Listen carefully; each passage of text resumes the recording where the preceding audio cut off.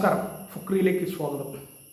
ഇന്ന് രാത്രി 12:30 അർജൻറ്റീന ലോകകപ്പിൻ്റെ രണ്ടാമത്തെ സെമി ഫൈനലിൽ ഇംഗ്ലണ്ടിനെ നേരിടാൻ ഒരുങ്ങുകയാണ്. അപ്പോൾ അർജൻറ്റീന ടീമിൽ എന്തൊക്കെ മാറ്റങ്ങൾ ഉണ്ടാകുമോ എന്നൊക്കെയുള്ള ആശങ്ക ആരാധകർക്കുണ്ടാകും. യഥാർത്ഥത്തിൽ മാധ്യമങ്ങൾ റിപ്പോർട്ട് ചെയ്യുന്നത്, അർജൻറ്റീനിയൻ മാധ്യമങ്ങൾ, TYC സ്പോർട്സ് പോലുള്ള മാധ്യമങ്ങൾ റിപ്പോർട്ട് ചെയ്യുന്നത് ഒരുപക്ഷെ ഡി പോളിനെ മാറ്റി നിർത്തിയേക്കും ആദ്യ 11-ൽ നിന്ന് എന്ന് പറയുന്നുണ്ട്. പകരം നിക്കോ ഗോൺസാലസോ അല്ലെങ്കിൽ സിമിയോണിയോ വന്നേക്കാം ആദ്യ 11-ൽ തന്നെ എന്നൊരു ഇതുണ്ട്. കഴിഞ്ഞ 2 മത്സരത്തിലും ഡി പോൾ നല്ല ഫോമിലായിരുന്നില്ല.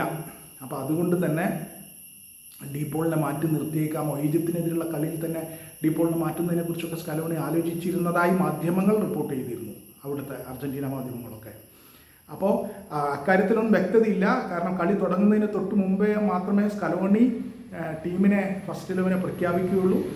അതാണ് പ്രധാനമായിട്ടുള്ള മാറ്റം ഉണ്ടാകാൻ സാധ്യത എന്ന് മാധ്യമങ്ങൾ റിപ്പോർട്ട് ചെയ്യുന്നു, ലോകമാധ്യമങ്ങൾ റിപ്പോർട്ട് ചെയ്യുന്നു, പ്രത്യേകിച്ച് അർജൻറ്റീന മാധ്യമങ്ങൾ റിപ്പോർട്ട് ചെയ്യുന്നു.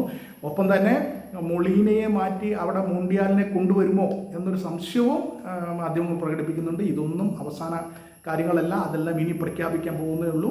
എന്തായാലും ആദ്യ 11-ൽ ഈ 1-2 മാറ്റങ്ങളെ കുറിച്ച് ആലോചിക്കുന്നതല്ലാതെ മറ്റു മാറ്റങ്ങളൊന്നുമില്ല, അത് ഉറപ്പാണ്. എന്തായാലും അർജൻറ്റീനയ്ക്ക് ഈ കളി ജയിച്ച് ഫൈനലിലെത്തുകയും വീണ്ടും ഒരിക്കൽ കൂടി ലോക ചാമ്പ്യന്മാരായി മെസ്സിക്ക് നല്ല യാത്രയപ്പ് നൽകാനുമാണ് അർജൻറ്റീന ശ്രമിക്കുന്നത്. മറുവശത്ത് ഇംഗ്ലണ്ടാണ്, അതിശക്തരായ ടീമാണ്, അതിഗംഭീരം ആക്രമണ നിരയുള്ള ടീമാണ്. അതുകൊണ്ട് അർജൻറ്റീനയ്ക്ക് നന്നായിട്ട് ജാഗ്രത പാലിക്കേണ്ടതുണ്ട്.